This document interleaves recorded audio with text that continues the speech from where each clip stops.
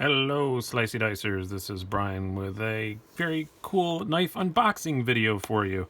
This is a genuine unboxing. I took these out of the box they arrived in. These came from LTK. Love them knives. I will link to them down below. Very cool channel. I cannot fathom that you subscribe to me and don't subscribe to him already, but if you don't, found out a very cool guy. These are Ontario Rat Model 2s in the new D2 steel, which everybody's clamoring for. They're pretty hard to get. Heard he had a couple, messaged him, got them. A little short on stats on these because they're not available a whole lot of places right now. They were available on one or two sites and they're gone now. So I'm trying to find all the individual stats before I got here. So the prices on these are going to kind of an estimate. So just pre-warning you on that. I got two different ones here. I'm not actually sure which one is which. I did not look. I wanted to make this a genuine unboxing so I know what they are. These have been unboxed before because these made an appearance on LTK's channel. So these are YouTube veterans. They already have YouTube credits in their resumes. So let's see which one this is. This is the 8828CB. I imagine that stands for Coyote Brown. But we will see. That's the one this is. Yes, it is. It is the Coyote Brown one. Yeah, this is just a basically smaller version of the Rat Model 1 in D2. So yeah, pretty neat. It is just a smaller version of that. I really like it. It definitely just looks scaled down. They just scaled it down in every way. Still have that full flat grind blade. Still very thin for its size. Obviously, the Model 1's thicker. This is really thin. This is, I know the old one was about 0.10 inches, and this looks about the same. Pretty thin. I like a thin little blade for a small EDC. Can't complain about that. And D2 steel's great. Big upgrade over the AUS-8 they used to be. You've got the same FRN handles like you had on these. It is not G10. And this one, I think it's going to be about 35 bucks when you find them. Somewhere in $32, $35 range. Very well priced, very economic knife for D2. And the action on it's great. I will be moving that clip. I do not like the way that is positioned. As you can see on my carry mine other way. On my Model 1, I will definitely be changing that. But yeah, the action's great. It's just running on, it's not running on bearings, it's just running on washers. But man, they work great. The action on the Ontarios is always so good for the price. Yeah, it's got a nice satisfying little click. Got really good blade centering. I'm sure it's going to be an awesome slicer. Let's check what the factory edge is like. Let's get some, trying to find a new side of the paper. Great. As I said, these were on LTK's channel, but he didn't touch the edge, so yeah. Very sharp. Can't complain about that. Yeah, this is pretty cool. But now let's look at the other one. This is the one that I'm actually... That one may or may not be a keeper. This one will be, because I actually have a purpose for this one. You know how I like my gentlemanly looking folders? And this is for a useful, very useful blade shape and a kind of useful knife. The carbon fiber, it just looks classy. I think I'm going to be carrying this kind of in a gentlemanly way.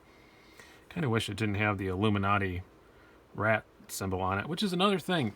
The Randall's Adventure Training stuff is back on all their logos. I don't know what happened there. I thought there was some kind of dispute and Ontario and them weren't getting along anymore because Essie makes stuff with that Randall's Adventure Training on it. Basically, the history of these knives is the Model 1 and Model 2 were co-designed with this company. And heard there was a falling out, and they could still use it, but whatever. And then it went to Essie, and then Ontario kept making them, but took the logos off. But now the logos are back again. So don't know what's up with that.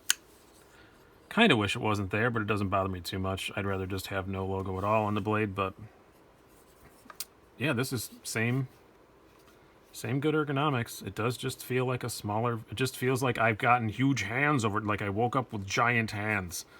Especially, it's even a better comparison between these two. Like when I grab this and grab this, it's just like, yeah, they feel the same, just this is much, much larger. Put them side by side here. Much, much larger. This is, I'm trying to remember right, over 3.5 inch blade. Significantly over 3.5 inch blade. This is just a 3-inch blade. Both D2. got distracted from the carbon for a bit. The carbon one, you're looking at somewhere in the $42, $45 range. So about, you know, $8-10 more than the FRN version.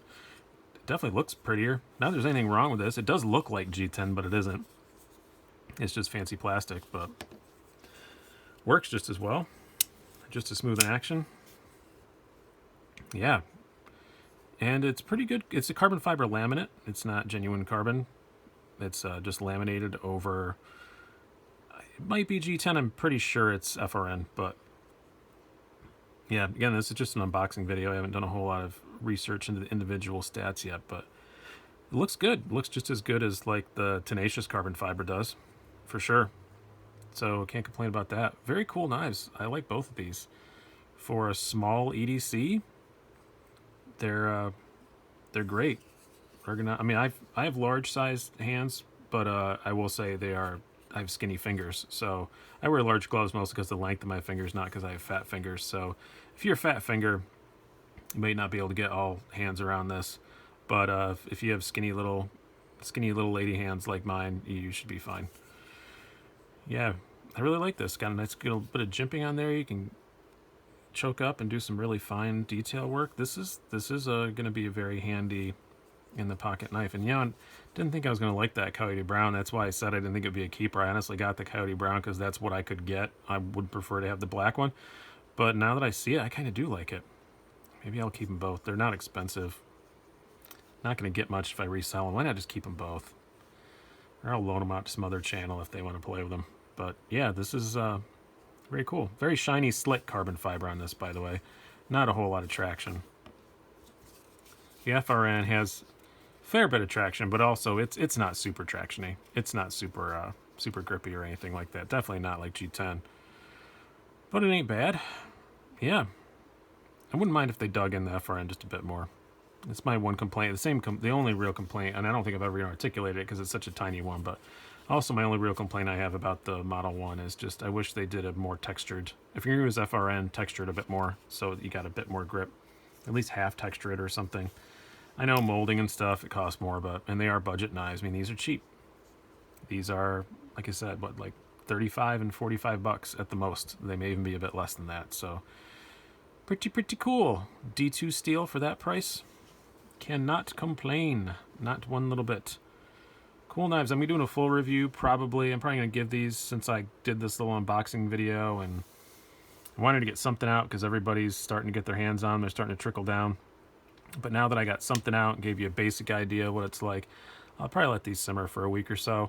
And then I plan on doing a review of these two together. I don't think it's worth doing two separate reviews because they're pretty similar other than just carbon fiber, laminate, and regular. Other than that, they're the exact same knife. So probably those two together. And then I have some comparison reviews, some battles to the death that I think both of these individually will probably appear in. Also, by the way, this does come in other colors. You can get either of these with a black coated blade, and you can get this in a green and a black, I do believe. So yeah, there's this Coyote Brown, an OD green, and a black. And then you can get in with a black blade too. So there's lots of color combinations and stuff. Funny little side note, I live near Ontario Knives. They're in Franklinville, New York. That's about an hour away. I was just going to drive there and get them when they were available so I could be the first one with a video about them.